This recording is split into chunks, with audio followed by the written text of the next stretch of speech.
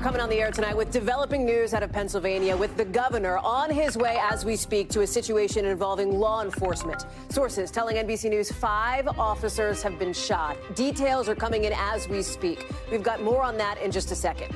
Plus, late today, the Fed cutting interest rates for the first time this year, what it means for your money and why the Fed sees red flags ahead for jobs. Then the ousted CDC director defending herself and warning the health secretary who fired her is putting lives in danger. I believe that we will have our children harmed for things that we know they do not need to be harmed by. She suggests RFK Jr. is not telling the truth about her firing. Then we'll bring you new developments in the West, with police now saying the decomposed body of a teenage girl was found in the trunk of a singer's Tesla in L.A. Plus, the first of its kind new study into us in literally the last 60 seconds or so, showing the weight loss pill race heating up big time when it could hit pharmacy shelves near you. And the stunning split for one of the world's most famous ice cream brands, Ben and Jerry's. Our TV exclusive with Ben after Jerry stepped down, saying he's been silenced by their parent company. Do you see a scenario, Ben, where you may follow him out the door? His answer coming up a little bit later in the show. Hey, I'm Hallie, and we are coming on the air tonight with that breaking news. Sources telling NBC News that 5 police officers have been shot in central PA. 3 people familiar with the matter tell us 3 of those officers are in serious condition, 1 critical, another hurt. The governor on his way to the scene as we speak, with schools in the area on lockdown. I want to get right to our Tom Winter, who's tracking this for us. Tom, what do we know, and when do we expect to hear more? Yeah, Hallie, good evening. Unfortunately, the news not good coming out of York County, Pennsylvania, about 2.5 hours northwest from where you are in Washington, D.C., in the southeast corner of the state. The Northern York Regional Police Department apparently involved in serving a warrant there. We don't know the nature of the warrant. What we have been told is that 4 officers from that police department were shot. 3 are in grave condition. 1 is in critical condition, expected to survive. On top of that, a York sheriff deputy was also injured in the course of this event, according to 3 people familiar with the matter, and that's including the reporting of our colleagues Jonathan Dienst and Deanna Durante from our NBC station in Philadelphia. As I mentioned, police were serving a warrant when they were fired upon. The alleged suspect is believed to be deceased at this hour, Hallie, from a self-inflicted gunshot wound. What the warrant was for, the circumstances of this, how this all happened, still a little bit up in the air. You're looking at a medevac in that part of Pennsylvania, given the fact it's quite rural. As you can see, it's very common for there to be a medevac, and Pennsylvania state troopers are on the scene, as you can see from those photos. So obviously, this has been a very difficult afternoon. The information I'm sharing is preliminary. It's subject to change. It's just as individuals from the Pennsylvania State Police and other police agencies are getting on scene. We're trying to get more. One thing I want to point out, because it is becoming a thing on the internet, is that the Mexican consulate in Philadelphia made a social media post about this, saying that they were monitoring the situation. People wondering if it had to do with that. Was this a warrant tied to immigration? We are told, our assignment desk, that the Mexican consulate was just putting out information in Spanish to people in that general area of southeastern Pennsylvania, because they just wanted to alert their community. This apparently is not, they're not suggesting there's any specific tie to any Mexican nationals. Obviously, though, we're still waiting on more information, and we'll get it to you just as soon as we can. The only thing that appears to be certain at this hour is this is going to be a very difficult day for law enforcement in that part of the country. Clearly so. Tom Winter, I know you're working the phones, working your sources. Come back, stay close to a camera when you know more. Please, we're going to keep you close. Thank you. Got to get to our other big story tonight, too, because the Fed, in just the last few hours, cut interest rates for the first time this year, and what looks a lot like a push to prop up a job market that's slowing down. And the decision's coming at one of the most tense moments for the Fed in a really long time. Remember, President Trump is pushing to reshape the central bank. All of it coming on the backdrop of inflation, prices on things like clothes and cars that keep creeping up, even as people keep spending money on stuff.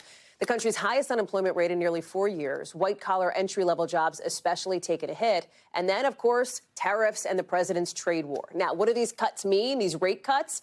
Listen, new mortgage rates, credit card loan rates, car loan rates, those could start creeping down at some point. Christine Romans is here to break it all down for us. Let's take it in a couple of buckets. Christine, we're glad to see you here in D.C. Great to be here. And let's start with this. You're here, of course, for that Fed meeting. Yeah. Rate cut, not unexpected. It had been widely signaled that the Fed would likely cut rates here this time.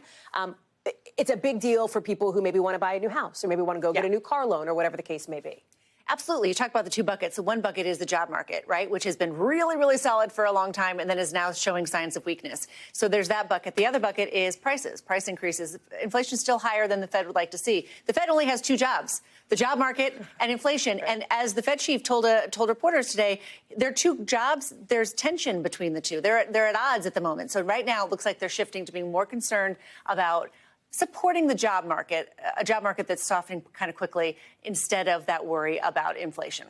We always love to hear how Jay Powell, the Fed chair, drops some tea leaves about where he thinks the economy is going. And you were in the room, right? A couple of red flags potentially, obviously, on the job market. What else can we glean? Because it's Fed speak, Christine, right? And it's not plain English all the time. Right. Help us translate. So he said at one point there are no risk-free paths.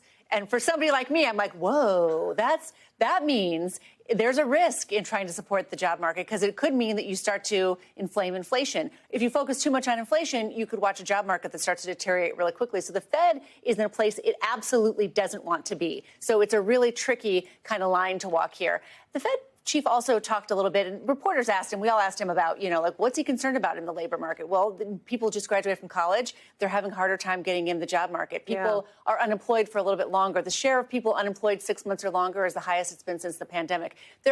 There's only a 4.3% unemployment rate, as you just showed. That is generally a really good number, except when you look under the hood of that number, you can start to see some of those little cracks that the Fed is concerned about. We don't often get into personnel drama at the Fed. That is real deep in the weeds, for us here.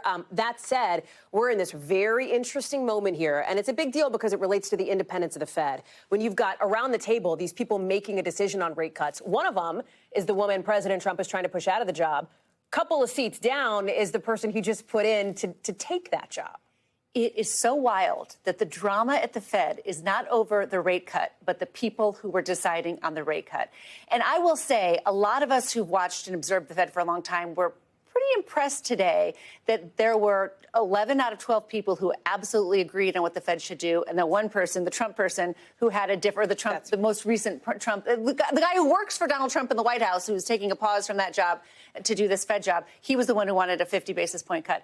That shows you, I think, an awful lot of unity, and the Fed chief used the word unity. He talked about my colleagues. So they really are trying to show that despite all the drama and all the headlines about a Fed in disarray because of political pressure from outside, 11 out of the 12 people had exactly the same idea what to do today. That's so interesting. They're trying to present this united front. Absolutely. Christine Romans, come back to D.C. more. I will. We love having you here. Thank you. Also here in Washington, some dramatic moments in the building, just a couple blocks from where I'm sitting. Not from shouting or insults or sniping like we sometimes see during these high-profile hearings, but it wasn't any less compelling without that. As you saw, the ousted head of the CDC facing off with lawmakers, giving an urgent warning that, in her view, this isn't just about her firing, it's about your kids. I believe preventable diseases will return, and I believe that we will have our children harmed for things that we know they do not need to be harmed by. Dr. Susan Menarez there, also taking on her now former boss on the right, Robert F. Kennedy Jr., the health secretary, for, in her words, she says, trying to replace scientific evidence with ideology. Remember, Kennedy fired Menarez from the CDC last month. She was only on the job for 29 days. He had just helped her get into that job the month before. You see some of the timeline here. She was confirmed in July. In August, says she was told to approve recommendations regardless of evidence, et cetera, fired just a couple of days later. All of it happening just ahead of a key CDC meeting tomorrow to discuss vaccines. Let me bring in our chief Capitol Hill correspondent, Ryan Nobles, who is posted up for us on the Hill.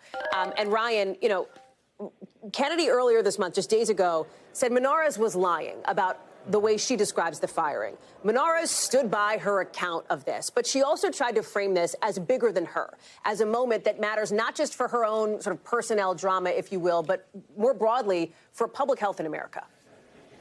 Yeah, Hallie, and I think it's very significant of the timing of this hearing, right? It is the day before that consequential CDC panel meets to potentially change the vaccine schedule and the recommendations for how vaccines are distributed and delivered throughout the United States. And it was part of her trying to send an urgent message that she believes that Robert F. Kennedy Jr. is putting his thumb on the scale and basically using his political agenda instead of basing these decisions in science. And what she accused Robert F. Kennedy Jr. of. And keep in mind, it is against the law to lie to Congress. She accused him of forcing her to go along with appointing specific people to this panel that subscribe to the same beliefs that and skepticism that Kennedy has as it relates to vaccines.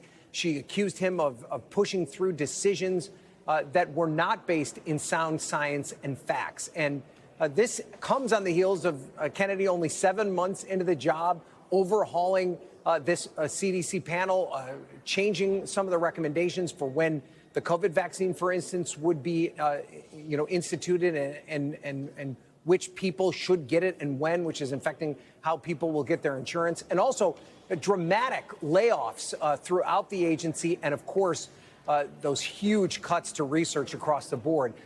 Both Menares and her colleague, Dr. Deborah Ori, who testified today, she resigned in protest after Menares was fired. They both had very tough words for Kennedy.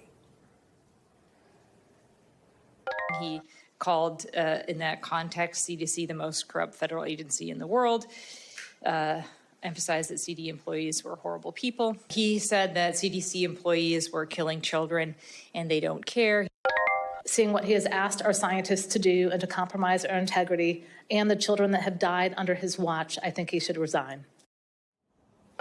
And the fact that this hearing even took place is somewhat provocative, Hallie, because it was a Republican chairman in Bill Cassidy that had to create this hearing and make it happen.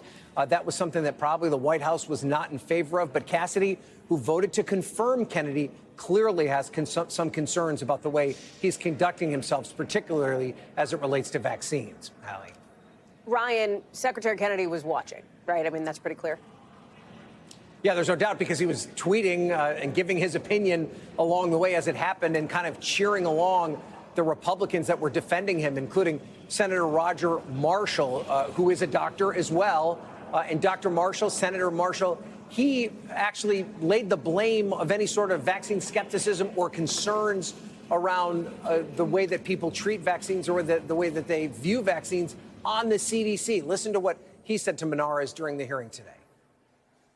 I think the CDC is the cause of vaccine hesitancy, that you are the problem, that because of COVID and you're forcing these vaccines on people that weren't ever really proven or justified, that the benefits didn't outweigh the risk, and you all sat there with your hands in your pockets and you let that happen. But your attitude here that every person needs every vaccine is completely contrary to Secretary Kennedy's philosophy and the mission of the president. Regardless, Hallie, there are going to be real-world consequences for these decisions. That panel is meeting tomorrow. There's a very good chance they're going to overhaul at least the childhood vaccine schedule, and that could have immediate impacts. Hallie. A story we'll be watching and you will see tomorrow right here on this show. Ryan Nobles, thanks. We're learning more tonight about that body found inside an impounded Tesla in California, a car that belonged to a popular singer. Officials say the body is 15-year-old Celeste Hernandez, a teenager who'd been missing for at least a year. You can see her here on a missing persons flyer from 2024. Her remains were discovered about a week ago in the front truck of a Tesla, the trunk, rather, of a Tesla. We circled it here. This is at a tow yard in L.A. The car had been impounded after somebody reported it abandoned in the Hollywood Hills. Investigators say the car is registered to singer and songwriter David. You may know him. He got famous off basically some TikToks. He had some hits there. He now goes out and tours. And his spokesperson says, in fact, he was on tour when the body was found and is now fully cooperating with authorities. Valerie Castro is joining us now. And Valerie, this is a story that we covered when we first learned about this body found in the trunk. What else are we learning tonight about the victim? And what else are we hearing from David? Well, Hallie, as you mentioned, this body was discovered more than a week ago. And at the time, law enforcement sources told NBC News that it was not intact and badly decomposed. NBC Los Angeles now reporting that it took some forensics work from the Los Angeles County Examiner's Office to finally make this identification. What we do know about Celeste is that she was reported missing last April, and we have that unofficial missing persons flyer that was issued at that time. You can see it says her family is very worried. She was reported missing from the Lake Elsinore area in Riverside County, just southeast of Los Angeles. Hallie. Valerie Castro, thank you for the update on that. Much appreciated. Also tonight, a new criminal complaint details charges against the man accused of ramming a car into an FBI field gate in Pittsburgh, including damaging government property, assault, etc. The FBI says it's looking into this situation, which happened today, as an act of terror. They say the suspect drove this Corolla, you just saw it there, into a metal fence, grabbed an American flag from the car, and then threw it over the fence. That's what's dangling off the top. You just saw it before leaving the scene. Nobody was hurt. Footage from the scene later shows officers pulling out that black bag. You see it just kind of flipped over on the ground from the trunk. They used cables to get it out. We don't know yet what was in it. Our Aaron McLaughlin is following this story for us. Hey there, well, we understand that the suspect, Donald Henson, appeared in court today. According to the criminal complaint obtained by NBC News, he is now facing 2 federal charges: damaging U.S. government property that exceeds $1,000, and then the other charge of assaulting, resisting, or impeding certain officers' employees with a dangerous weapon. That dangerous weapon being, according to FBI complaints, the car that was used to ram that fence behind me at 2:40 in the morning. FBI headquarters, according to the complaint, it happened just 7 feet away from where a security guard was on duty. Now, those are the 2 charges at the moment. While FBI is calling this an act of terror, he is not charged with terrorism. Take a listen to what a special agent had to say about this earlier today. We consider this an act of terror because it was directly against the FBI. He has come here in the past. He is specifically targeted this building because it's the FBI building. Now, according to the complaint, Henson admitted to ramming that gate to make a statement. He also used a Latin phrase that was used by John Wilkes Booth during the assassination of Abraham Lincoln. He also said that he was aware that the security guard was there at the time of the attack. Now, we also know from FBI officials that he has long suffered with mental health issues. Just weeks ago, filing a complaint at this same FBI field office. The officers followed up, but then declined to take the case any further and notified Henson. It's unclear at this point if that had anything to do with the attack, as the motive remains unclear. Back to you. Our thanks to Aaron McLaughlin for that reporting. Let's take you out to Utah, because students at Utah Valley University are back in class for the first time today since Charlie Kirk was assassinated during an event on campus there last week. You're looking at a growing memorial to the conservative activist on the campus there. Kirk's accused killer, of course, is sitting in a Utah jail tonight ahead of his next hearing later in the month. This is him at that first court appearance we brought you as breaking news yesterday. And now the Trump administration is threatening to bring the weight of the federal government down against what they call the radical left, which they've repeatedly blamed for Kirk's death. I want to get to our Dana Griffin, who is live for us in Utah with students. Dana, back to school today, exactly 1 week since that assassination. Help us understand any changes to the security footprint on campus. What have you heard from students you've talked to? You know, haven't noticed any changes to security on campus, Hallie, but I can tell you that one student described the vibe as, quote, chill, considering what happened here about a week ago. One other student says that she is concerned about what could happen here, whether someone else is going to come on campus to try to cause more harm. We have seen so many people show up who have laid flowers, cards in memorial to Charlie Kirk. There were 2 women handing out donuts, telling people that they love them, and another guy who brought his own couch to campus to simply give out hugs. Listen to what he told us. I'm just scared of what's to come and the changes of what's going to happen on UVU's campus. I hope people can see that people at UVU care about one another and that we're trying to bounce back as best we can and be resilient from this.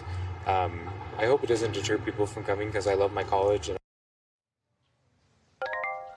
that's a sentiment that I've heard from a lot of students here. They say they just want to get back to normal, some sort of semblance of normalcy. There is a unity rally or a unity vigil that's going to take place on campus Friday evening. Hallie.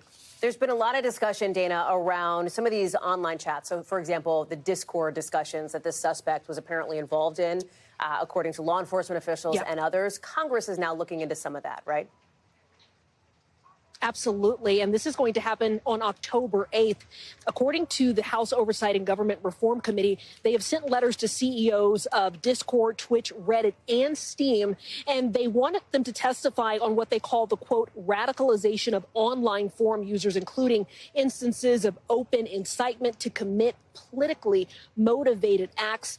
And, you know, we've seen this not only with UVU, but we've heard about even in just the latest mass school shootings that these sort of platforms are sort of a gathering space for these would-be shooters who get encouragement. They get tips, and it's a place that is becoming a breeding ground for this growing hate in certain instances in our country. And so it'll be interesting to hear what the CEOs have to say at that hearing again, which is October 8th. And I think for most people here on the campus of UVU, they, you know, want to bridge the gap. They want the country to come together. They want there to be some sort of sense of unity.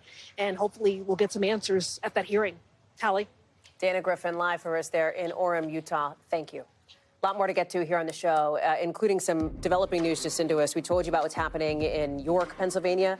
The governor is going to give an update on this shooting of at least 5 police officers in just a couple of minutes, just about 30, 40 minutes from now. We're going to bring that to you. But first, the family of a black student found hanging from a tree, now demanding answers from investigators on how he died.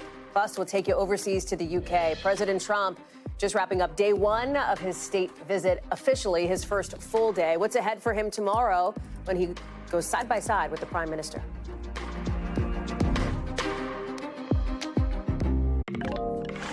New questions, new demands for more answers tonight out of Mississippi after police say there was no sign of foul play in the death of a black college student found hanging from a tree on campus. Delta State University police say they identified the student as 21-year-old DeMartravion Trey Reed, who you see on your screen. Police say the results of the preliminary autopsy are expected to come out in the next day or two, while the university's president acknowledged the circumstances surrounding Reed's death have some people feeling pretty uneasy. We recognize that this is not only about facts. It's about emotions and it's about feelings. And the way this loss and how it was discovered affects people's lives. It's all gaining national attention here, with the NAACP saying in a post online that while it awaits more information, they add, quote, "Our people have not historically hung ourselves from trees." Reed's family has hired civil rights attorney Ben Crump to represent them. And in a statement, Crump said the family cannot accept vague conclusions when so many questions remain. Aaron Gilchrist is following this story for us. And Aaron, one of the things we heard from University Police is that there's video, but they can't speak to it yet, right? Yeah, you're absolutely right. The police chief for the university was asked about that a couple of times during the briefing that was held earlier today. And a few things actually were not very clear about the video that exists. He was asked whether there was surveillance video, meaning whether the campus has surveillance cameras that would have captured something. And the police chief simply said that there is video and that it's a part of the investigation. So we don't know if that is surveillance video that captured the moments that this happened or the moments before, or if it's some other source of video that police are now looking at this point. And so the hope is that we'll get more information about that as the investigation continues, which we're told it is continuing, both with the campus police department and the city police department there in Cleveland, Mississippi, sort of running this investigation together, while Trey Reed's remains are now with the state medical examiner where the autopsy is being performed, as you mentioned. This is a story, obviously, that has created sort of helped to resurface some tensions in this part of Mississippi. The university president was asked about race relations, essentially, as a result of what's happened here to a young black man. And I want you to hear part of what the university president had to say about the state of feelings on his campus right now. I can't speak to the hearts of how individual students are reacting to this. I can say that my heartbreak is comprehensive, not just for Trey, although it is primarily for Trey, but for the fact that the rest of the world has an impression of Delta State that is so at odds with what I know to be this institution. And so, Hallie, we've also heard from students who've talked about the reality of being black students on this campus in Mississippi and feeling concerns for their own safety as a result of what's happened there. Although, Hallie, the police chief says that there is no further threat to the general campus there and that students should feel safe. The family will conduct its own investigation, they say, right? They've brought on board, as we said, noted civil rights attorney Ben Crump. Can you explain how that will work, how they will be pursuing their own sort of piece of this investigation? That's something we tried to get some answers to today and really couldn't get great clarity around that. We know that obviously the law enforcement agencies in that area are conducting their investigation. The medical examiner is doing an autopsy for the state. The implication that we got from Ben Crump, the attorney, was that he would be leading an effort to get an independent investigation. In the past, that has included, in cases that he's been involved in, that has included independent autopsies being performed. But there's obviously also this video out there, and now we would expect that there will be an ask for by the family to get their hands on potentially that video that may offer some evidence as well. And in the meantime, as I noted, this is something that is stirring a lot of memories for folks who live in that part of Mississippi, around the country for that matter. You referenced the NAACP's post, and we know that a Congress member from Mississippi, Benny Thompson, also put out a statement that said, "We must leave no stone unturned in the search for answers here. We cannot ignore Mississippi's painful history of lynching and racial violence against African Americans." And so universally, Hallie, there are calls for a thorough investigation and some answers about what happened to Trey Reed. Aaron Gilchrist, thank you very much for that reporting. Let's get you over to the 5 things our team thinks you should know about tonight. Number 1, the widow of Alexei Navalny claiming 2 labs confirmed her husband was poisoned before his death. Navalny, of course, was an opposition leader in Russia, a critic of Vladimir Putin's, who died in prison last year. In a video message, his widow says the labs will not publish the results. A Kremlin spokesperson tells NBC News he doesn't know anything about her statements and can't say anything on it. Number 2, doctors for former Brazilian President Jair Bolsonaro say he's battling early-stage cancer. He's been hospitalized twice for several issues since his conviction last week on attempted coup charges. He's 70 years old. He's still under house arrest. Doctors say he's going to need to be monitored and reevaluated pretty regularly. Number 3, Meta, parent company of Facebook, is set to debut their most advanced smart glasses tonight. They're going to be the first ever consumer-ready glasses with a display controlled by hand gestures that's connected to a wristband. They're going to cost $800 just about, at least they're expected to. That's more than twice the Ray-Ban Meta glasses right now. Number 4, people across Egypt on high alert because this 3,000-year-old gold bracelet is missing. It belonged to there it is. It's a nice bracelet. It's gone right now, and that's what's stressing everybody out. It apparently disappeared from a Cairo museum while being restored. Egyptian officials are worried that somebody's going to try to smuggle it out of the country. Number 5, a big week for Cardi B just got even bigger. She's announcing she is pregnant with her 4th child, her first with new boyfriend NFL player Stephon Diggs. This adds to her news from earlier in the week, a new album and a tour. Her due date is right before her tour starts this coming February. Congratulations to her. Coming up, pretty wild police chase out in California that went on for more than an hour. What finally got the driver to stop in just a sec. Plus, air traffic control's warning to a Spirit Airlines flight that got perhaps a little too close for comfort to Air Force One.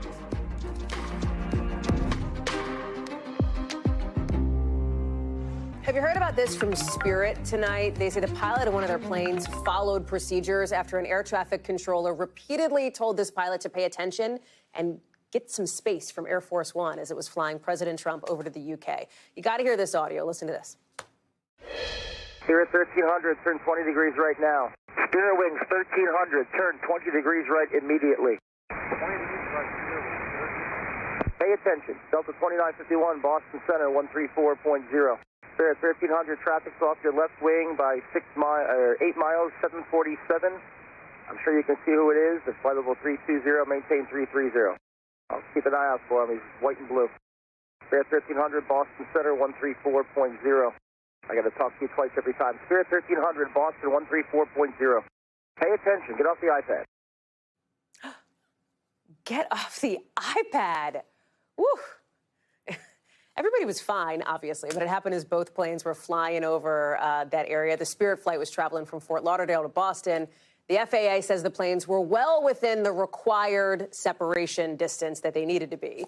And Spirit says that the flight followed air traffic control instructions and landed uneventfully, saying safety is always our top priority. NBC News has reached out to the White House for comment. All of it, obviously, as the president was flying over to the UK for that big state visit. Lot of, pick your cliche, pomp and circumstance. Do you prefer glitz and glamour? It was all of the above, with President Trump the guest of honor at a state dinner just wrapping up with King Charles over at Windsor Castle. Here's the president, the first lady, King Charles, Queen Camilla right here. That's after this big military ceremony, a flyover that turned the skies red, white, and blue, a carriage ride with the king as well. Tomorrow is when they get down to, you could say, brass tacks, at least President Trump and the UK Prime Minister do. They're going to meet tomorrow morning, our time, with a lot of attention on what they end up discussing, with a lot at stake on the world stage right now. Think about it. 2 wars overseas, one in the Middle East, one in Ukraine, and a split screen in the UK, too, because on the one hand, everything you see here, right, the military band, the performance, et cetera. On the other hand, in central London, pretty big demonstrations against the president's visit. Say it loud, say it clear. Donald Trump's not welcome here. We got team coverage tonight. Vanity Fair Royal correspondent Katie Nichol is standing by, but I want to start with Gabe Gutierrez, who is live for us overseas. Gabe, you're the broccoli. Katie is the dessert. So let's start at least with some of the spinach here, because there's a lot, right? There's like real substance to this. Despite the pageantry here, you've got these demonstrations that have happened in central London. You've got the president set to talk with the UK Prime Minister with the trade war on the table, tariffs. You've got the UK Prime Minister Keir Starmer having his own sort of domestic potential political issues at play as well. What's the biggest thing that you're going to be watching for when you and I inevitably talk tomorrow morning after this news conference? Inevitably, unless I don't know how I feel about being broccoli this time around, Hallie, but I'll forgive you for that one. But yes, there's a lot of heavy topics here to be discussed. Today was all about the pomp and pageantry, but tomorrow, when President Trump meets with the British Prime Minister at his country residence, certainly a lot of heavy topics, including the wars in Ukraine and Gaza, and also the trade war. And London's mayor, for example, referring to President Trump is an autocrat, saying that he fanned the flames of far right-wing ideology across the world. And you saw in some of that video, there were some protests here in central London, a few protesters at Windsor Castle, but we should also note some supporters outside the castle, some Trump supporters wearing hats, make England great again. But when it comes to tomorrow, the White House is really pushing this idea that there will be a lot discussed in terms of economic development and investments from the UK in the US and vice versa. And they're going to be talking about nuclear energy cooperation, as well as cooperation on AI. But of course, the topic of tariffs will loom large, Hallie. Gabe Gutierrez, thank you. And are you substantive as always? I appreciate you. Katie Nichol is joining us as well. And there's real substance here, too, outside Buckingham Palace. Because, you know, Katie, we don't often see this kind of a really elaborate military ceremony for a visiting world leader. We've never seen that in the UK. The royals are really going all out for President Trump. Well, they are. And as you said, the sky was coloured in red, white and blue with that wonderful flypast over Windsor today. There was the procession, there was the official welcome, there was the carriage procession. Now, that might ordinarily have taken place through the streets of Windsor. It did with President Macron. But with the security risk with President Trump, it was through the grounds of Windsor Home Park. But there was nothing was spared. The red carpet really was rolled out, none more so than at tonight's state banquet, where there were very warm speeches both by the president and by the king. I think what's so evident in all of this is that this is a very, very special relationship that is being cemented with pomp, pageantry and politics as well, of course. And we're seeing the royals do what they do brilliantly, which no one else is able to execute quite like them, which is that soft power diplomacy that they are able to execute. That's so interesting. Katie Nichol, we're glad to have you with us, breaking down all things royals, as you always do so well. Appreciate you. Thanks for being on. NBC News covers hundreds of stories every day, and because it can be tough to read or watch or listen to them all, our bureau teams have done it for you. This is what they tell us is going down in their regions in a segment we call The Local.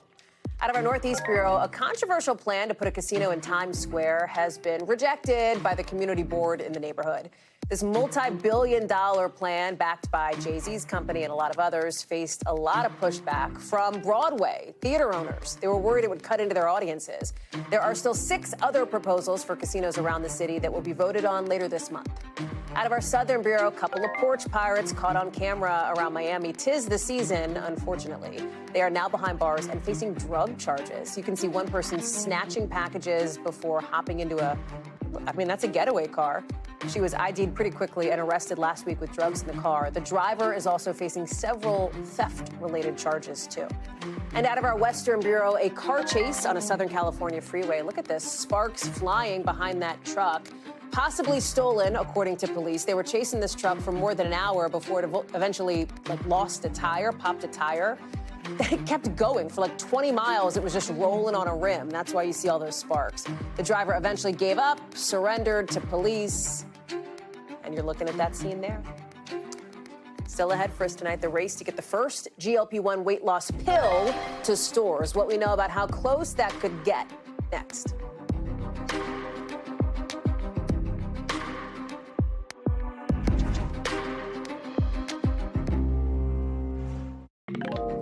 The race to get the first GLP-1 weight loss pill to pharmacy shelves is heating up tonight. In just the last maybe 40 minutes or so, Novo Nordisk put out a new study on their pill, which it says is an alternative, of course, to the injectable versions. You know, all these weight loss shots that are out, this would be a pill form, which companies think is really appealing because people may be hesitant to give themselves a shot, instead easier to take a pill. It shows that patients who used this oral semaglutide, this pill, lost an average of 13% of their body weight over 64 weeks.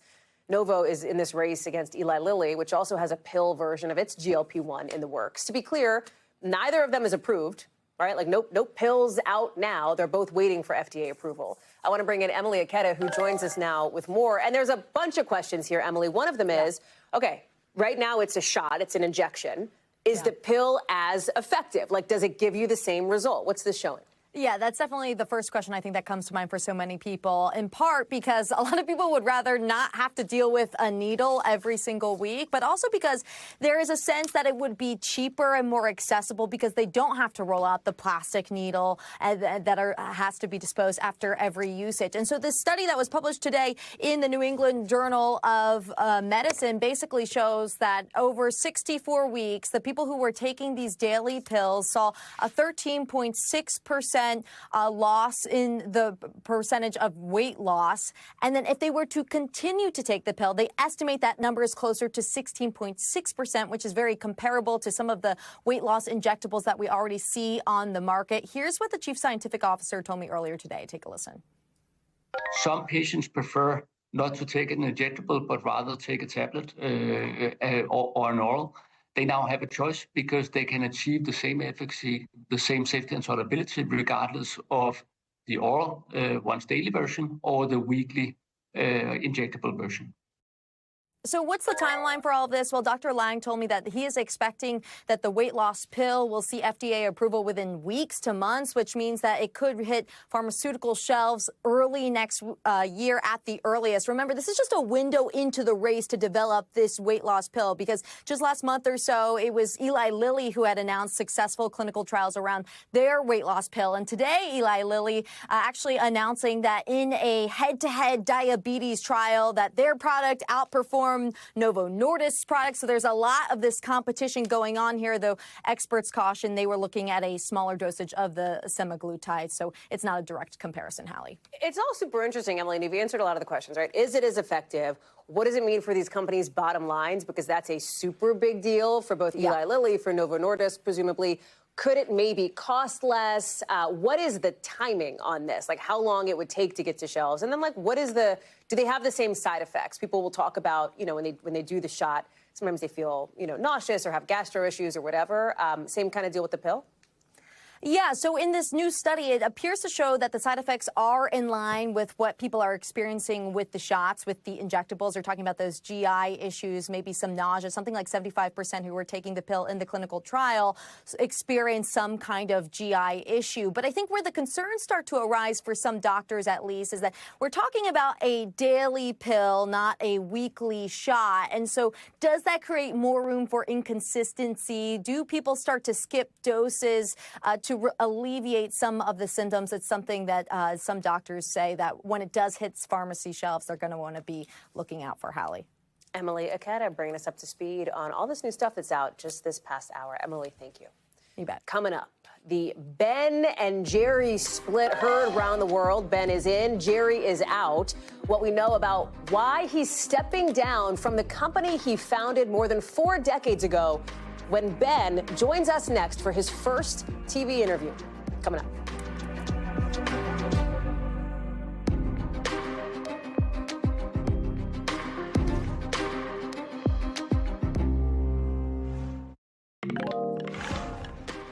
The co-founder of an iconic ice cream brand stepping down today. You probably heard of this Ben and Jerry's split. Jerry Greenfield is leaving. He says he's out. He's done with the company that he co-founded nearly 50 years ago because of political differences with their parent company, Unilever. Now, his co-founder, Ben, of Ben & Jerry's, Ben Cohen, posted a statement from Jerry on X. And in it, Greenfield says for more than 20 years, the company has stood up for peace, justice, and human rights thanks to a unique agreement that the two negotiated with Unilever back in 2000. Now, he says the basis of that deal is gone at a time when the current administration is, and I'm quoting here, attacking civil rights. Remember, politics is as much a part of Ben & Jerry's as Cherry Garcia and Chunky Monkey, right? You know this. They've been really vocal about social issues for years and years and years, from Black Lives Matter to Palestinian human rights. I want to go ahead now and bring in one of the co-founders of that company, Ben Cohen, co-founder of Ben & Jerry's. And what I understand, Ben, is your first TV interview. Thank you very much for being with us today. Yep, good to be here, Hallie. All right, so let me start with this. You are staying, Jerry is leaving. This is somebody you've been in lockstep with, at least publicly, for literally decades. Why is this happening? Why the split? Well, you know, Jerry has a really big heart. And, you know, this conflict with Unilever has been tearing him apart for quite some time now. And, you know, I think this is the right move for Jerry in terms of his personal, you know, health. And what's most important to him and what's most important to me is the values of Ben & Jerry's. And Jerry felt like the values are getting muzzled by Unilever and now Magnum, and he couldn't stand it. And so he's decided to resign. For me, my heart says to keep fighting, and Jerry is very supportive of that, to try to keep the values and to keep the heart and soul of Ben & Jerry's alive. And I believe that we'll be able to do that, that we'll be able to create enough consumer demand, pressure on Magnum to see the light and, you know, just abide by the acquisition agreement and allow Ben & Jerry's to become owned by a group of socially aligned investors. That's what Jerry wants. That's what I want. Yeah. You know, they've proven, Unilever and Magnum, that they're not willing to abide by the terms of the acquisition agreement. They're not willing to respect the authority of the independent board. And it's time for us to go our separate ways. So a couple of questions on that then, Ben, because you reference, and I think people know that tensions with your parent company aren't really all that new. They have been building now for a while. So help us understand, why now? Why today? Why this week for this big announcement? Well, Unilever announced about a year ago that they were planning to spin off their entire ice cream division. And Jerry and I went to Unilever at that time, and we said, well, as long as you're going to sell the whole ice cream division, why don't you just carve out Ben & Jerry's so we could get it to be owned by investors that are aligned with the social mission to end all this conflict. And they were not willing to do that. And so now it's being transferred to Magnum, and we're going to Magnum with the same request. But the change is that we decided to make it public and to let our customers know what's going on and to ask for their support in helping to free Ben & Jerry's so that the company can continue to actualize its social mission. You reference Magnum in a statement to us here. They have a response. They say that they disagree with Jerry's perspective, that the company engages in what they call constructive conversation on how to strengthen Ben & Jerry's powerful values-based position in the world. How do you respond to that statement?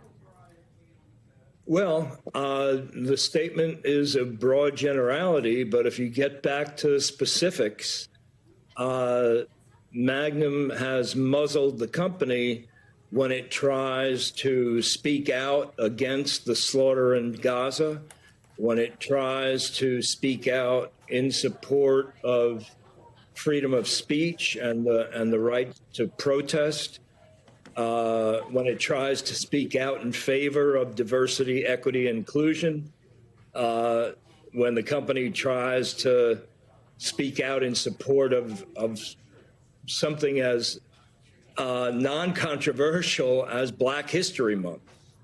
And so what I have to say about that comment from Magnum is that the actions of Magnum conflict with the statement that they put out. Ben, you referenced a moment ago that this has taken a toll on Jerry's personal health, as you said.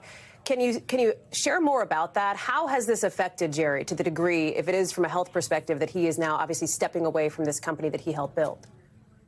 Well, I mean, just his emotional well-being. I mean, you know, I think that we all have different levels of conflict that we're comfortable with. I have a higher level.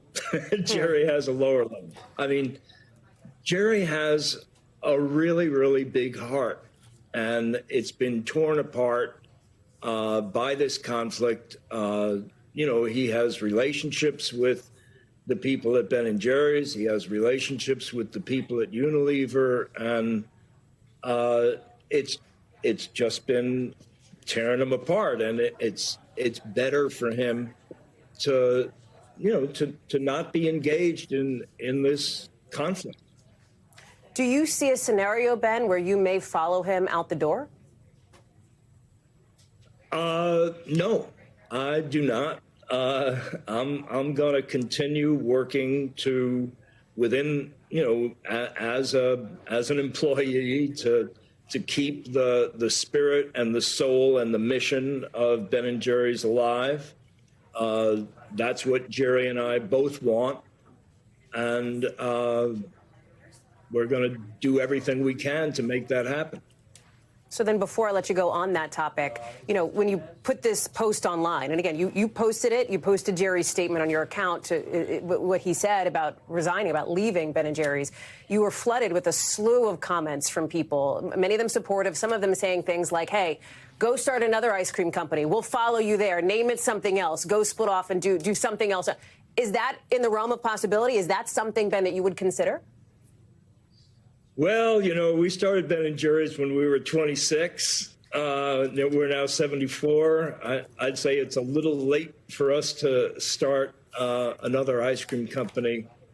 I think that Ben & Jerry's is a phenomenon, and I think you know, it's a big platform. It's a $1 billion company. You don't start something like that overnight, and I think it's worth saving. I think that I think that Ben & Jerry's has demonstrated that you can have these humanistic values, that you can really practice peace and love and care for people that have been exploited, marginalized, oppressed, and still run a very profitable business. Ben Cohen, I know it has been a critical day for you and for the company. We really appreciate your time here on the show with us tonight. Thank you for being with us. All right. Thank you, Hallie. Take care. And that does it for us for this hour. Thank you, as always, for watching. More coverage picks up right now.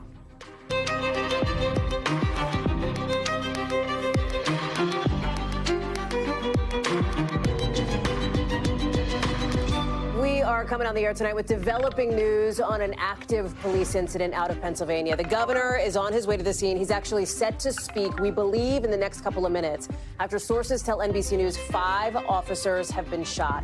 There's a lot of questions here and some details coming in as we speak. We've got more on that in just a second. We're also going to bring you that news conference live when it happens.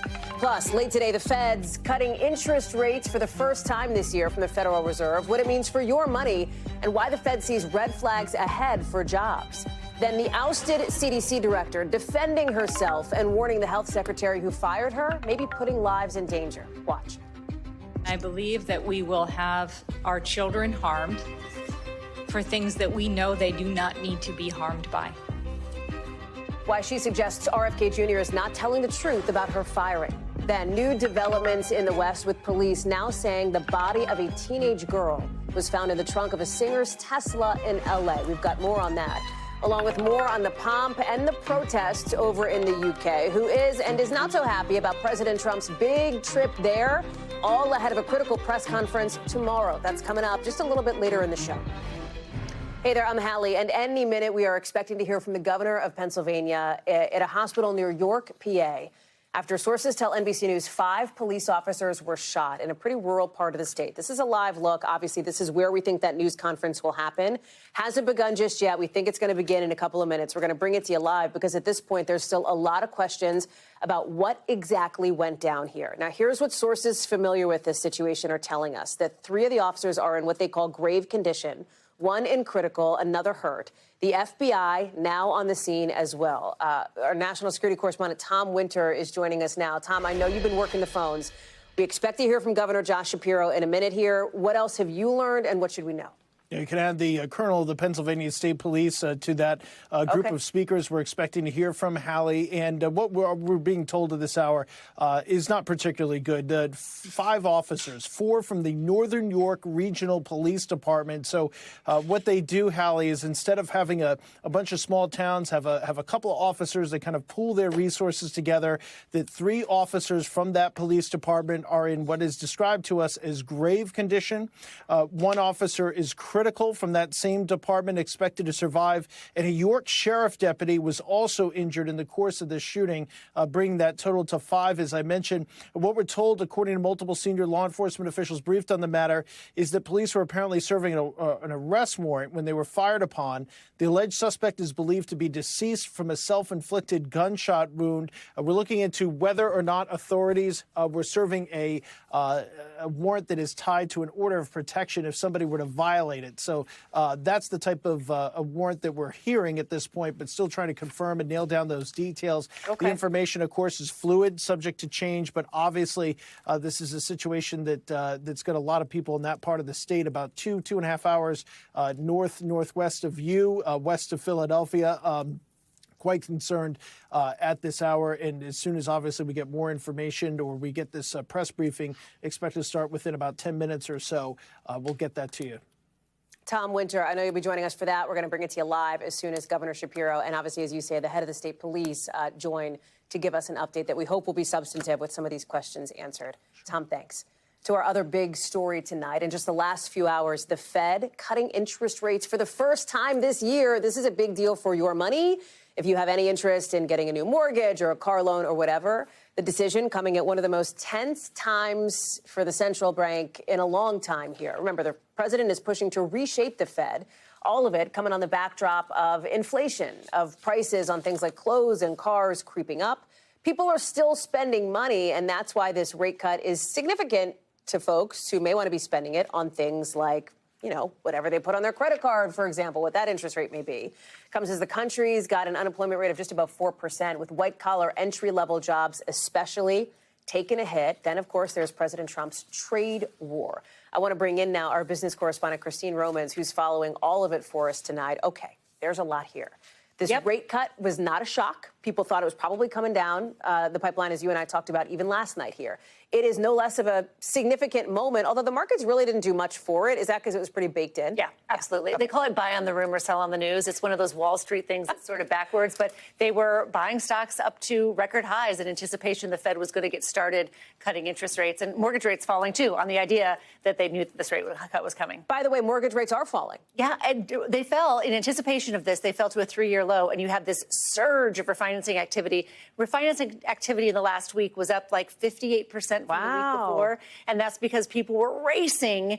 You had rates that got down as low as 6.13%. So imagine if you bought a house at 7% or 7.5% or 8% at the worst, you're finally, for the first time, getting a chance to refinance. What I'm excited about, though, of people who have money in their houses right now, their equity in their houses, is these HELOC, the home equity lines of credit, start to get cheaper. You have the situation where people can take a little money out of their house in that loan and then pay off high interest, dangerous, bad debt. So there's finally some flexibility people can have when rates start to fall a little bit. Yeah, a little bit of breathing room there. Of course, if you have a mortgage when it was 3%, you're not probably looking to refinance. You're not moving at all. 6% is still out of the ballpark. All of it as the Fed is looking at this sort of delicate dance, as we've talked about, inflation, the job market. And Jay Powell often gives these sort of tea leaves. He drops these signals in Fed speak here. And he did that today when it comes to the longer term outlook when it comes to unemployment. Yeah, absolutely. They're concerned about a couple of things. They're concerned about these little signs of weakening in what is overall a good number, 4.3% unemployment rate, but keep people right out of college. They're having a hard time getting jobs. The long-term unemployed, that's people 6 months or longer out of the job market, a third of those people are college graduates. And that's the largest share of people long-term unemployed in terms of the overall job market, unemployed market since the pandemic. So all of these are little signs that, there's a, and he even said it, I've been hearing economists say no hire, no fire. It's a no hire, no fire economy, meaning entry-level jobs are not kind of being offered, but they're not firing anybody anyway because companies are still making money. They don't want to let go of their workers. And he talked about that, too. No hiring, no firing. That seems to be where we are. He also mentioned immigration, that a bigger factor in the job market right now is immigration, not tariffs, that you have at the same time the supply for workers declining as the demand for workers is going down. And that's a really interesting position to be in an economy that grows. Our growth depends on a growing workforce, and we're not seeing that right now. That's super interesting. Yeah. The other piece of this that's really interesting has to do with, like, behind the scenes or whatever, around the table personnel drama when you've got one of the people making the decision, somebody who the president wants to get rid of, another person, somebody who the president just installed, and the Fed trying to show this united front. Yeah, 11 of the 12 people who vote. And I think a lot of people don't know that there are 12 voting members and another handful of other people who also are in there discussing things, but they don't get to vote. It's a bunch of people. But the president has said he would like to have a majority of the Fed governors that basically that are loyal to him. That are loyal to him, which is not the way the whole system was designed. I mean, it wasn't designed that way. So you've got the Fed. But not just that, Christine. You've also have White House officials who have said, top economic advisors who have said the independence of the Fed is important to us. And the president has said that, too, even when he's saying, but I want a majority of the people on the board to vote the way I want to. There was one person on that board today, somebody the president put into a short-term vacancy on the Fed board. He voted for a 50 basis point or half a point cut. Everyone else, all the other 11 people voted for a quarter point. So I think that does show a unity on the Fed board, despite everything that you've been seeing surrounding it. Christine Romans here in D.C. for that Fed meeting on the ground, boots on the ground where it's happening. It's my Super Bowl. Appreciate you. Thank you, Christine. Good to see you. Also tonight, here in Washington as well, over on Capitol Hill, some pretty dramatic moments. Not the shouting, not from insults, not from sniping, like we sometimes see during high-profile hearings. But even for all that, it wasn't any less compelling as the ousted head of the CDC faced off with lawmakers, delivering an urgent warning that, in her view, this is not just about her firing this public health moment. It's about your kids. I believe preventable diseases will return. And I believe that we will have our children harmed for things that we know they do not need to be harmed by.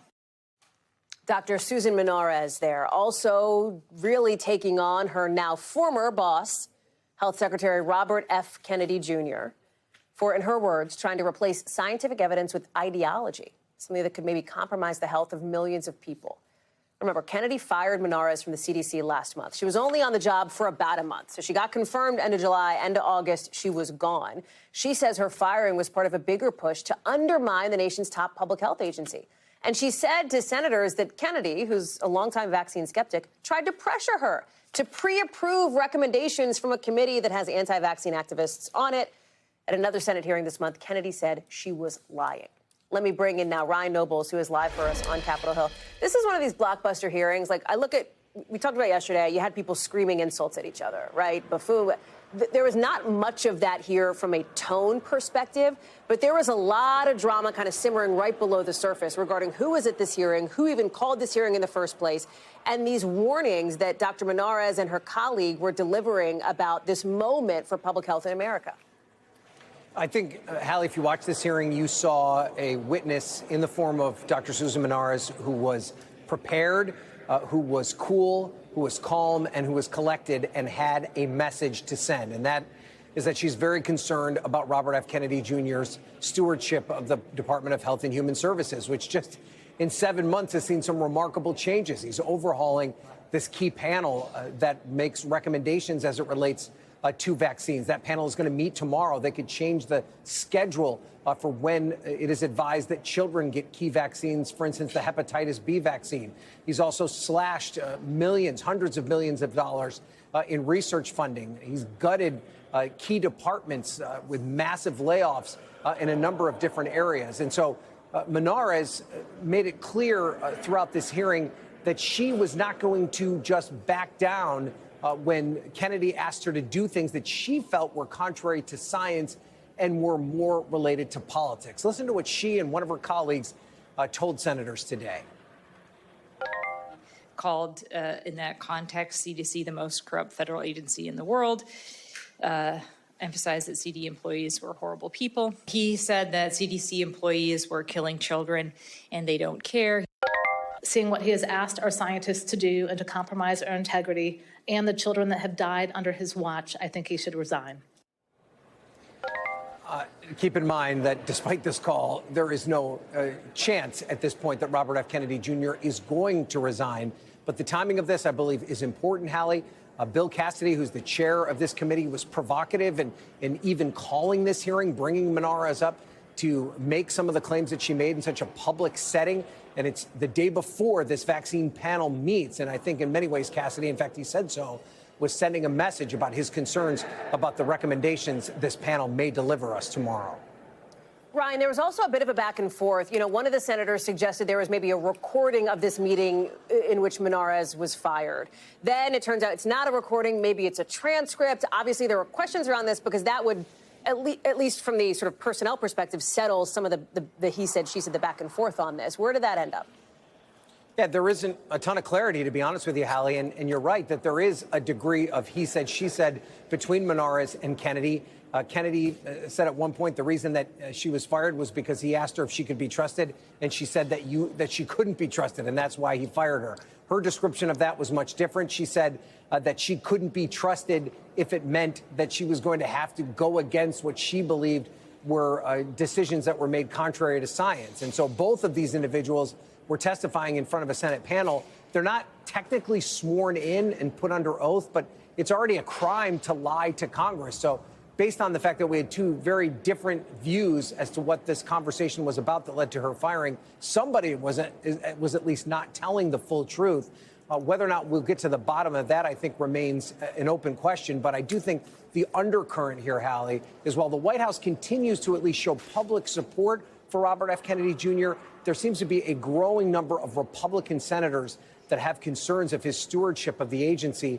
And based on this decision that comes out of this vaccine panel tomorrow, there's a chance that that could only grow. And so while this may be what appears to be a temporary problem for the White House, Bill Cassidy has said he wants more oversight. He could call Kennedy in front of his panel as many times as he likes.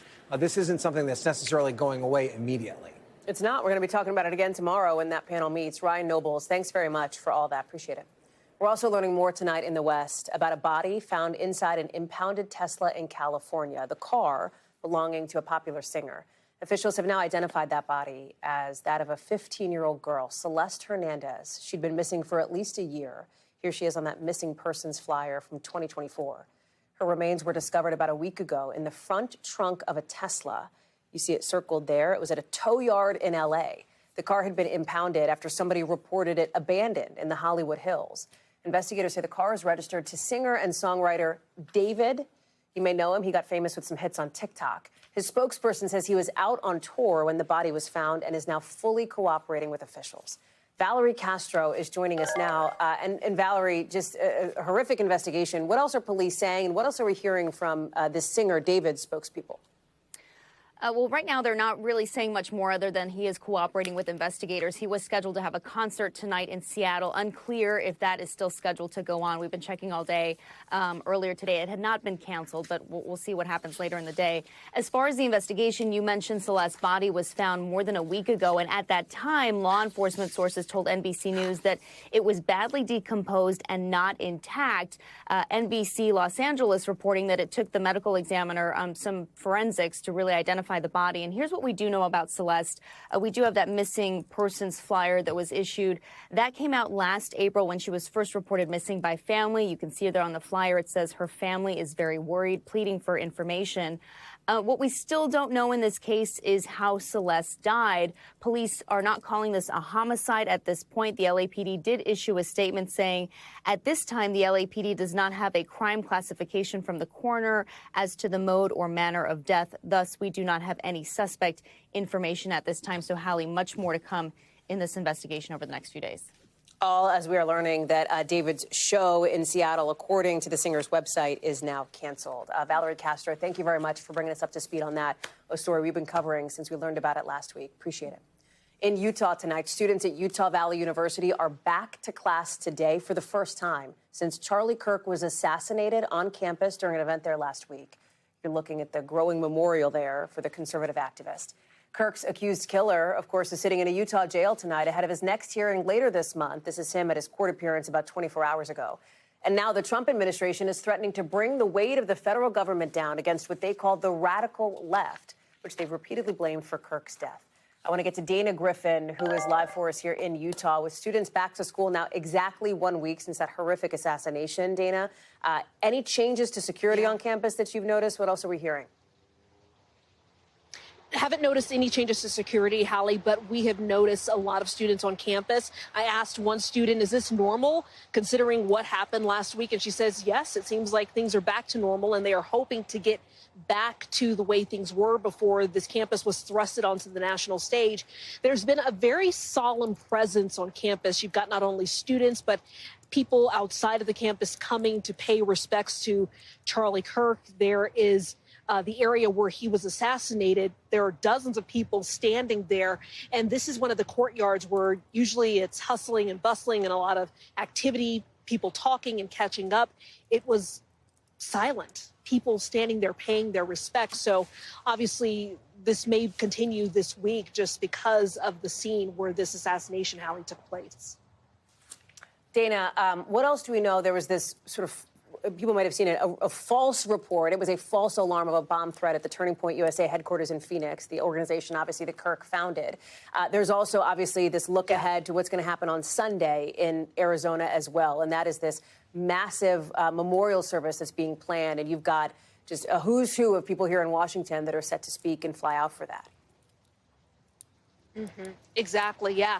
And so when you think about just the threat at Turning Point USA, there is a heightened sense of awareness, especially with this major funeral service that's happening on Sunday that's going to involve the president, vice president, other prominent people in this nation. And even the administration has put out information that they will be looking at holding people and organizations accountable for what they say are contributing to political violence and fueling it or helping to fund it. So that information is supposed to be released pretty soon. But there is a sense that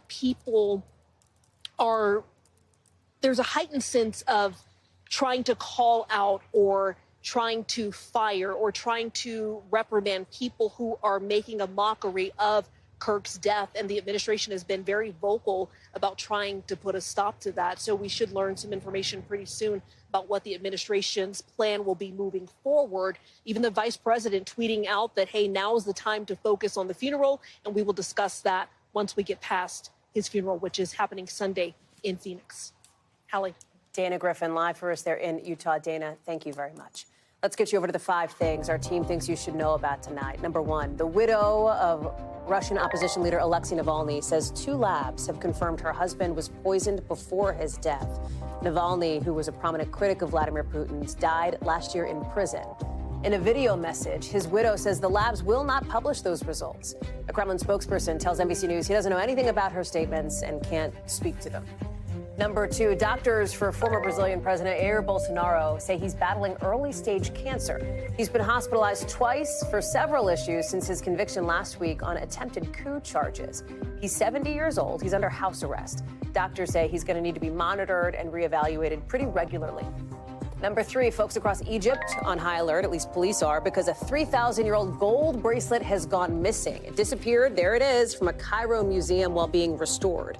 Egyptian officials are worried somebody's going to try to smuggle it out of the country. Number 4, Lyft's stock climbing more than 10% after they partnered up with Waymo to bring robo-taxis to Nashville. That'll start next year. Waymo already partners with Uber in cities like Atlanta and Austin. Waymo is by far the leader in robo-taxis with more than 10 million paid trips. Maybe you've taken one. Number 5, the National Toy Hall of Fame announcing its 12 finalists today. Besides familiar names, Battleship, Connect 4, Cornhole, Snow is on the list. People who play it say it's part of the Toy Story, so is Slime. You can even have a say in this. The public has until the 24th of the month to vote for their favorite toy. Catan, Settlers of Catan. I know Gotti Schwartz, that's probably his pick. We got a lot more to get to coming up after the break. We should also note, too, by the way, we told you about that press conference in Pennsylvania, the news conference with Governor Shapiro and others. That is a live look at the room. Some people, as you see, have obviously started to trickle out. We are waiting for this to begin as we expect to hear an update on what we understand from sources to be a situation in which 5 officers were shot around York, Pennsylvania. We're going to bring that to you live when it begins next.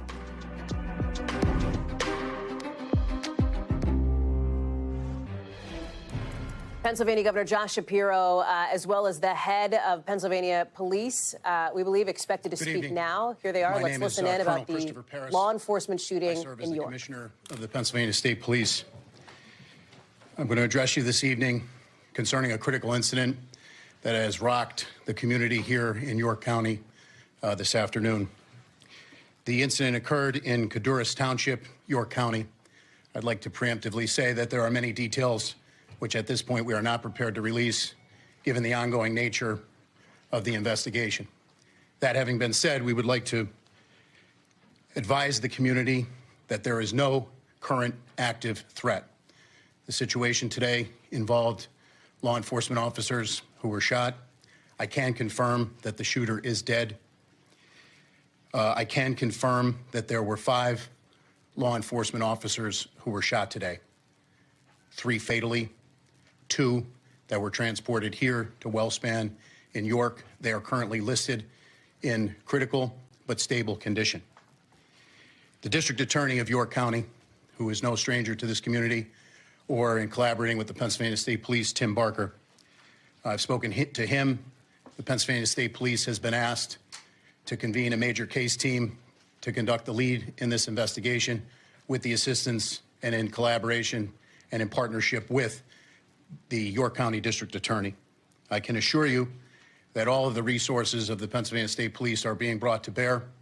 There is still very much an active scene at Caduras Township, York County.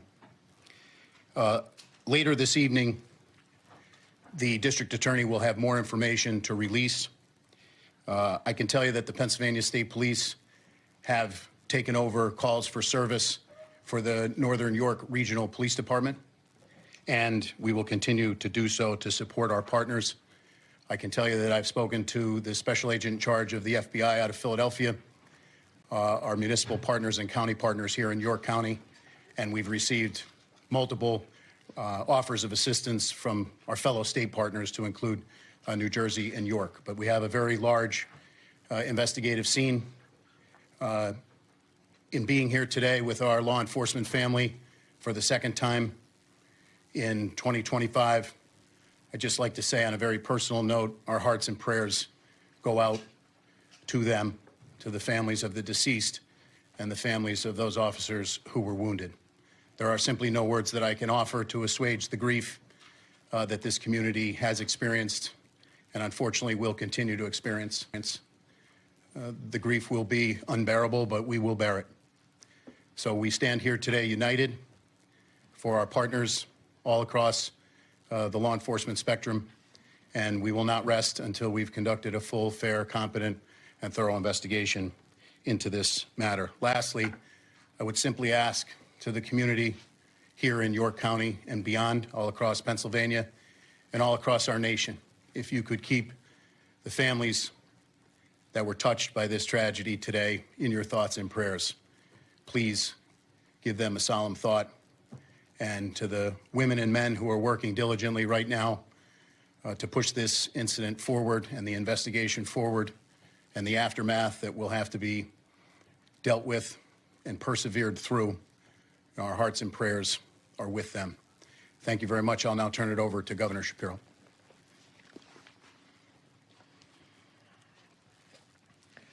This is an absolutely tragic and devastating day for York County and for the entire Commonwealth of Pennsylvania. We grieve for the loss of life, for 3 precious souls who served this county, served this Commonwealth, and served this country. And we continue to pray for the full recovery of those who are dealing with their wounds. This, of course, is on the heels of just a few months ago when we lost another York County son, Officer Duarte, who again gave his life in the line of service. I had the opportunity with the Lieutenant Governor and with Senator Phillips Hill, Representative Grove, and your 3 county commissioners to spend some time with the families of those who have been impacted by this violence today. I think it's important for you to know that these families who are dealing with, they're grieving right now and they're suffering right now, took time to tell us how proud they were, how proud they are of their loved ones who put on a uniform to keep us safe. It's an extraordinary thing that these law enforcement families do. They support the individual who puts on the uniform and runs toward danger. They're there for them when they leave in the morning, and they pray throughout the day that they will come home at night. So I hope as this community comes together, as I know it knows how to do, and prays, that we think not just about those who wear the uniform, but those who stand behind and next to those who wear the uniform every day. These families are extraordinary, and I hope you'll join me in prayer for them. I had some time to spend with the law enforcement who are gathered here today, who ran here because they knew that their brothers in uniform were in danger or their lives were cut short. And I'll just share with you what I told them. The entire Commonwealth of Pennsylvania respects them, and we have their backs. And we so appreciate the work that they do every single day when they go out to keep us safe, when they go out to protect our freedoms and our rights. This is something that, sadly, we only tend to share in times of tragedy. I think it is important that this Commonwealth knows that every day we appreciate those who put on the uniform and those who keep us safe. There are others here at Wellspan who wear different kind of uniforms. And I want to say thank you to the doctors, to the nurses, to the staff here at this extraordinarily wonderful healthcare institution that sadly has seen too much trauma, but thanks to their extraordinary talents and their dedication to their neighbors, they're able to help people get back up on their feet. That's what you did today for these two brave souls who put on a uniform to keep us safe. And so we appreciate those of you who don the white coat and the scrubs, those of you who support the work that they do. You truly are wonderful people, and we appreciate you very, very much. I want to let you know that Attorney General Pam Bondi reached out directly to me and shared with me that we have the full support of the federal government. I know, as Colonel Paris indicated before, he has spoken to the lead of the FBI here in this region. We so appreciate law enforcement at every level, and we, of course, appreciate our federal partners. General and I worked together when I was Attorney General here in Pennsylvania. She was the Attorney General in Florida. It meant a lot to me that she reached out to offer her support and her prayers for good people of Pennsylvania. Here's the last thing I want to say, and I'll turn it over to the Lieutenant Governor. This kind of violence isn't okay. We need to do better as a society. We need to help the people who think that picking up a gun, picking up a weapon is the answer to resolving disputes. We need to do better when it comes to mental health.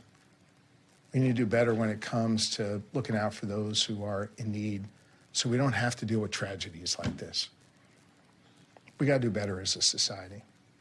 I know everybody up here believes that, and everybody up here works hard to do that every day. I just think as a community, it's time for us to work hard to heal from this and to make sure that those whose lives were lost today, that something constructive can come from that in their memory that stops this kind of violence in the future, that protects those people that put on those uniforms for us. It makes it so these trauma surgeons don't have to patch this many people up. We got to do better as a society.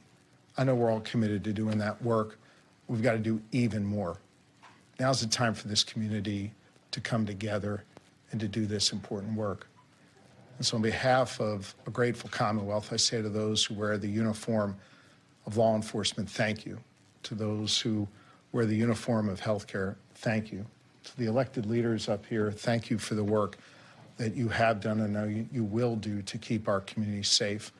And to Colonel Paris and the entire team at the Pennsylvania State Police, I know you will have every resource you need to make sure that this investigation is conducted fully and thoroughly, and that whatever steps need to be taken will. May God bless York County and the entire Commonwealth of Pennsylvania. May God bless and watch over those families that are suffering right now. Lori and I join you in prayer, and I think prayer is a particularly important thing at this moment here in York County and all across Pennsylvania. Thank you, Governor.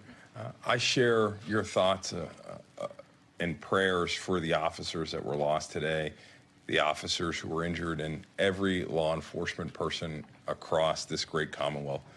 We are unfortunately here again in York County because of gun violence, the issue that brought me to public service. I want everyone to know today is not just a devastating day for this community in this region. It's a devastating day for our entire Commonwealth. My wife, Blair, and our entire family join in the prayers of, I believe, 13 million Pennsylvanians who are praying for the officers and their families today. You know, we ask a lot of police officers in our communities, and they always run towards danger. I think we all have a responsibility to continuously do our part to make our community safer. I know I'm going to continue to do my part, and we are consistently grateful for the commitment and the sacrifice that our law enforcement officers make. We're grateful for the healthcare professionals who run towards danger to aid folks in their time of need, and we're so grateful for the work that they've done today. It's my pleasure to introduce Dr. Carney from WellSpan Health, who will provide an update from the medical perspective. So we received 2 gunshot wound victims from the scene. We immediately took them to the OR. They are both in critical but stable condition currently. Trauma centers are a resource for the community. We're here when you need us, and we enjoy the support of both the local government, state government, and our administration. Thank you.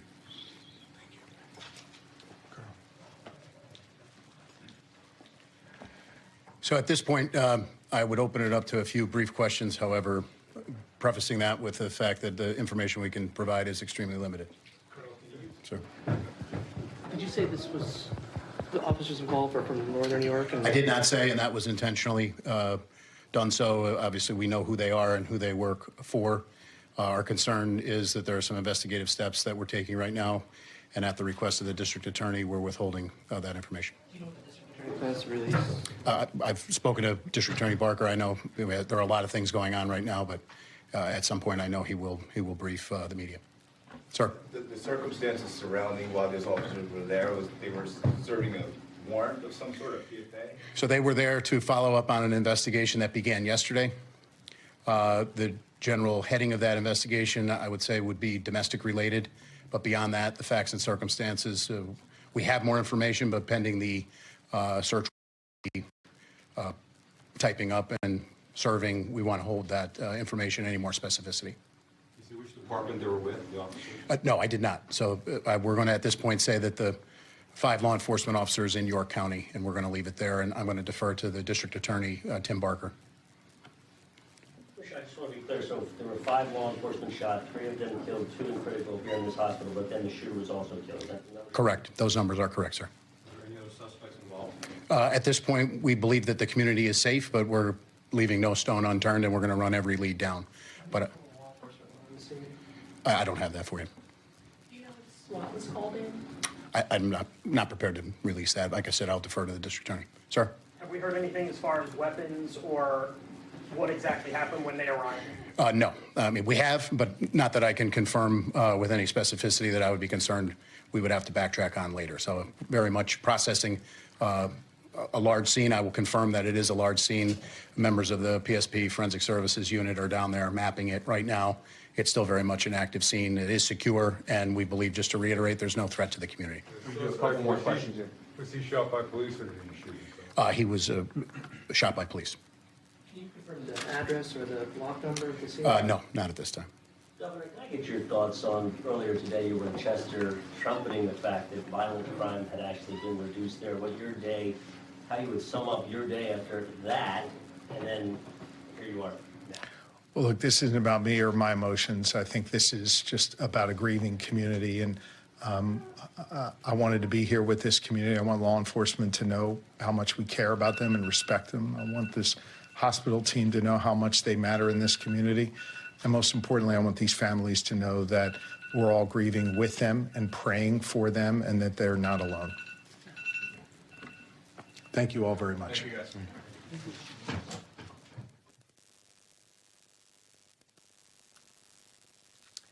Governor Josh Shapiro there and the head of the Pennsylvania State Police with incredibly difficult news that 3 law enforcement officers have been shot and killed in York County, Pennsylvania.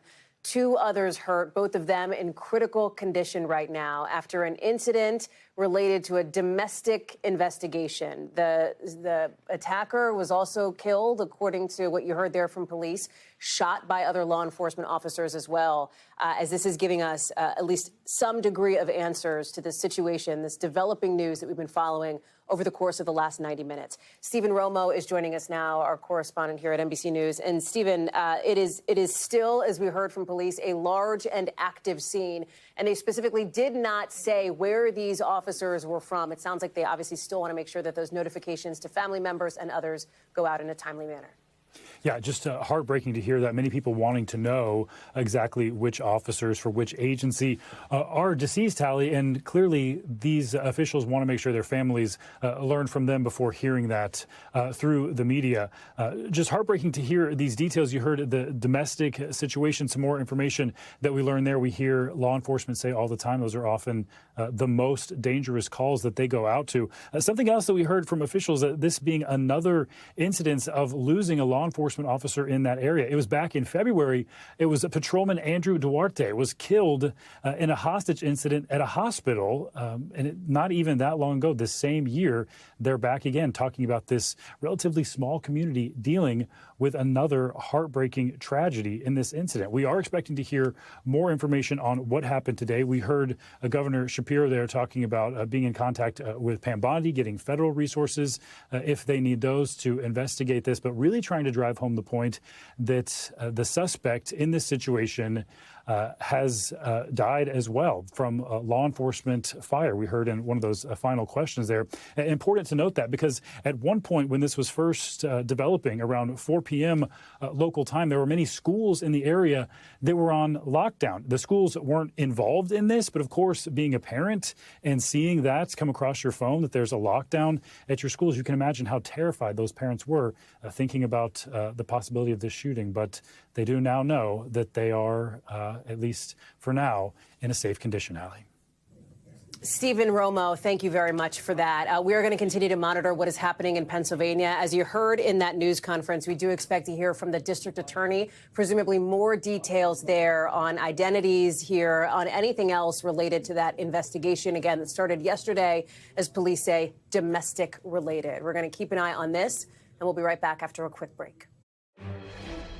We are back with more breaking news tonight because in a significant step, an ABC spokesperson is confirming to NBC News moments ago that they are preempting indefinitely their late night show, Jimmy Kimmel Live, after controversy over what Kimmel recently said about the assassination of Charlie Kirk. I want to bring in Brian Chung, our business correspondent, who is joining us now. And Brian, this move by ABC appears to come after a large ABC affiliate called Nexstar said that they would preempt Kimmel themselves for the foreseeable future starting tonight. Yeah, these are some pretty rapidly developing news items that we're trying to track here. But as you do mention, ABC did confirm to NBC News that Jimmy Kimmel Live, again, that late night show, will be preempted. It does sound like that would be indefinitely, meaning that if there is a new episode today, that would not be on the air. As you mentioned, this was kind of the latest domino to fall in what was a pretty fast-moving situation, where, as you mentioned, Nexstar, that company that has a number of ABC affiliates across this country, reportedly told their stations to preempt this programming this evening. This is, again, in response to remarks that were made by Jimmy Kimmel on his programming regarding the recent Charlie Kirk shooting, suggesting that the shooter may have been some sort of pro-MAGA person. Again, I don't have the specific remarks in which he said that, but again, that was partially behind the context here. We have heard a number of Republicans criticize those remarks on that program, most notably the Federal Communications Commission Chair Brendan Carr, who seemed to suggest that there was maybe some action that he might take against ABC and the parent company Disney. So again, the latest development showing that ABC does seem to have concerns with what their late night host said by preempting the programming, which again is a development that just crossed a few minutes ago, Hallie. Literally in the last couple of minutes, Brian. Hang out for 1 second. Our team is turning around that a piece of Kimmel's show that ABC and that Nexstar have focused on here. Let me bring in Vaughn Hilliard because, Vaughn, you obviously cover all things Washington, all things White House. And the backdrop to all of this, of course, is an increasing focus here on comments about Kirk. The White House is watching them. The president is watching them. The vice president, et cetera. We know this has been an area that's been spotlit. Right. This is one where the Pentagon has already removed multiple military personnel from the ranks as a result of comments that the Pentagon suggested either condoned or showed apathy towards the killing of Charlie Kirk. We know that there was a directive from across the White House to effectively name individuals that were sharing or expressing messages on social media that made light of Charlie Kirk's passing or did not give appropriate recognition and acknowledgement to the life that he lived. And so this is a step here by Nexstar, which has more than 200 stations, affiliate stations across the country, where you saw the likes of Jimmy Kimmel the other night. He played a clip of the president here at the White House being asked about Charlie Kirk, and this particular reporter expressing condolences to the president, to which he quickly pivoted to talking about the new ballroom here at the White House that he is constructing. It's not clear if the president heard the question or not, but Charlie Kirk mocked, or I should say, Jimmy Kimmel mocked the response by the president, suggesting that it was more like a relationship with your goldfish than a good friend. And so this is really at a moment in time where the FCC chair, Brennan Carr, Hallie, has already suggested that some networks may need to lose their licenses. And just a few hours ago on a podcast, he actually suggested that some local stations may need to have their licenses revoked if they don't preempt something like this. Yeah. And just hours later, Nexstar making the decision to essentially follow the exact words of the SEC chair, Brendan Carr, in their decision to preempt his show. Vaughn Hilliard for us there on the White House North Lawn. Vaughn, thank you very much. Let me bring in Dominic Patton, who's joining us. Dominic, are you hearing anything else from your sources about this moment here? Well, look, I think, Hallie, what we're seeing here is a shocker. You know, we've already seen in recent months Stephen Colbert losing his gig next year on CBS. This is a real shocker. Nobody ever expects Jimmy Kimmel to speak nicely about the MAGA administration. But what happened here, the reaction, and what happened within minutes, we saw the Nexstar send out a release saying that they were pulling the show from, as you guys said, there are 200 stations. Then ABC coming out and saying they're preempting the show indefinitely, essentially killing Jimmy Kimmel after decades on the network. This is escalating incredibly quickly. We have not yet heard from Jimmy Kimmel or his representatives, which I'm sure we will. But right now, I think what we're seeing is an industry, a body politic, and a body media reeling as people's criticism, as their free speech and their exercise of it, as well as their judgment and their discretion, has now become hit by thunder and hammer. Dominic Patton, thank you very much from Deadline.com for being with us here. Our thanks to Brian Chung, to Vaughn Hilliard as well. Obviously, we've had a number of developing news stories today. We're going to keep you posted on all of it. We're going to sneak in a very quick break, but we'll be back right after this. The co-founder of an iconic ice cream brand stepping down today. You probably heard of this Ben & Jerry's split. Jerry Greenfield is leaving. He says he's out. He's done with the company that he co-founded nearly 50 years ago because of political differences with their parent company, Unilever. Now, his co-founder, Ben, of Ben & Jerry's, Ben Cohen, posted a statement from Jerry on X. And in it, Greenfield says for more than 20 years, the company has stood up for peace, justice, and human rights thanks to a unique agreement that the two negotiated with Unilever back in 2000. Now, he says the basis of that deal is gone at a time when the current administration is, and I'm quoting here, attacking civil rights. Remember, politics is as much a part of Ben & Jerry's as Cherry Garcia and Chunky Monkey, right? You know this. They've been really vocal about social issues for years and years and years, from Black Lives Matter to Palestinian human rights. I want to go ahead now and bring in one of the co-founders of that company, Ben Cohen, co-founder of Ben & Jerry's. And what I understand, Ben, is your first TV interview. Thank you very much for being with us today. Yep, good to be here, Hallie. All right, so let me start with this. You are staying, Jerry is leaving. This is somebody you've been in lockstep with, at least publicly, for literally decades. Why is this happening? Why the split? Well, you know, Jerry has a really big heart. And, you know, this conflict with Unilever has been tearing him apart for quite some time now. And, you know, I think this is the right move for Jerry in terms of his personal, you know, health. And what's most important to him and what's most important to me is the values of Ben & Jerry's. And Jerry felt like the values are getting muzzled by Unilever and now Magnum, and he couldn't stand it. And so he's decided to resign.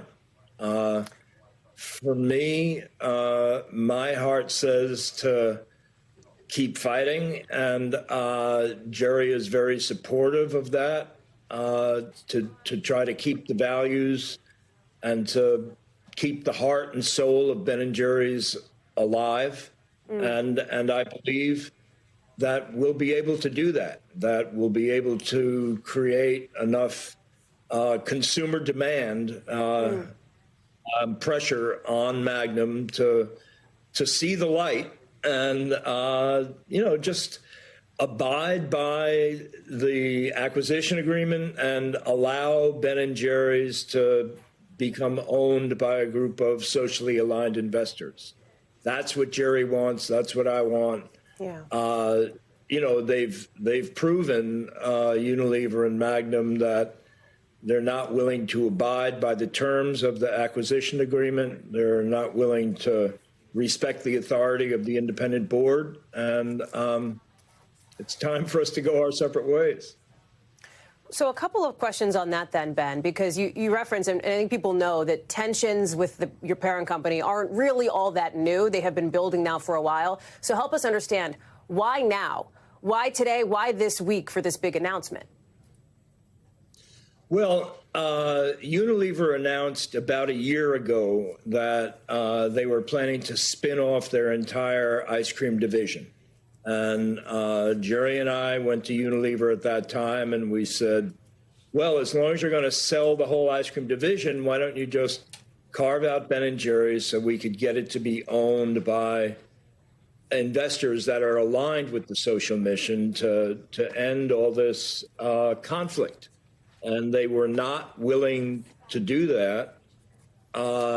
And so now it's being transferred to Magnum, and we're going to Magnum with the same request. But the change is that we decided to make it public and to let our customers know what's going on and to ask for their support in helping to free Ben & Jerry's so that the company can continue to actualize its social mission.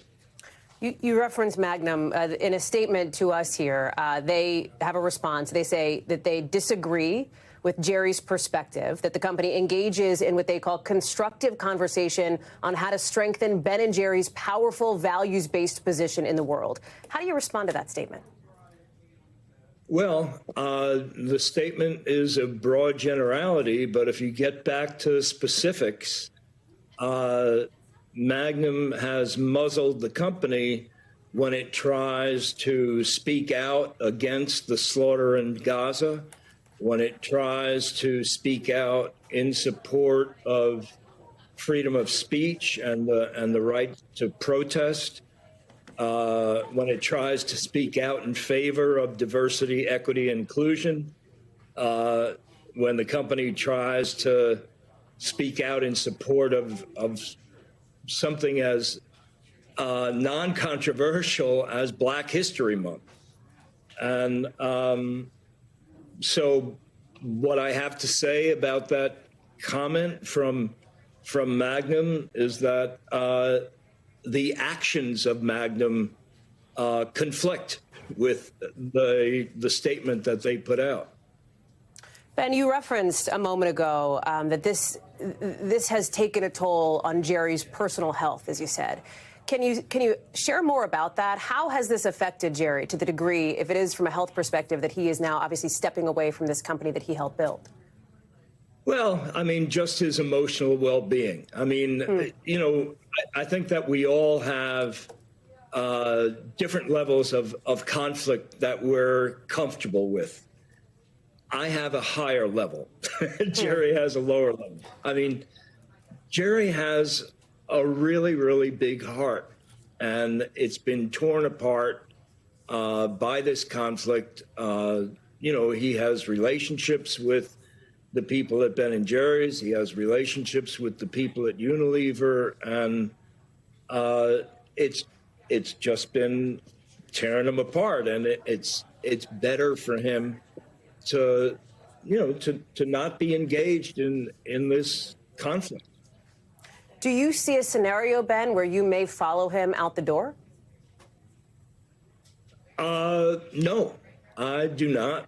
I'm going to continue working within, as an employee to keep the spirit and the soul and the mission of Ben & Jerry's alive.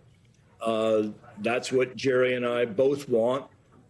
and we're going to do everything we can to make that happen.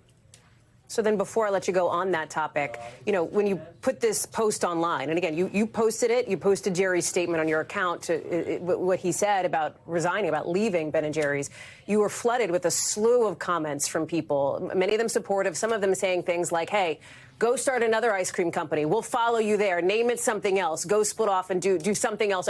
Is that in the realm of possibility? Is that something, Ben, that you would consider?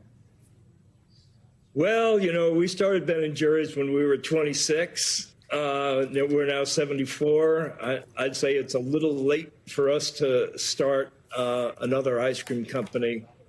I think that Ben & Jerry's is a phenomenon, and I think, you know, it's a big platform. It's a $1 billion company. You don't start something like that overnight, and I think it's worth saving. I think that I think that Ben & Jerry's has demonstrated that you can have these humanistic values, that you can really practice peace and love and care for people that have been exploited, marginalized, oppressed, and still run a very profitable business. Ben Cohen, I know it has been a critical day for you and for the company. We really appreciate your time here on the show with us tonight. Thank you for being with us. All right. Thank you, Hallie. Take care.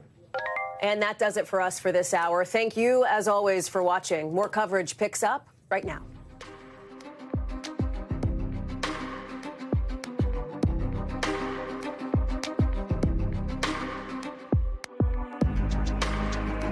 We thank you for watching, and remember, stay updated on breaking news and top stories on the NBC News app or watch live on our YouTube channel.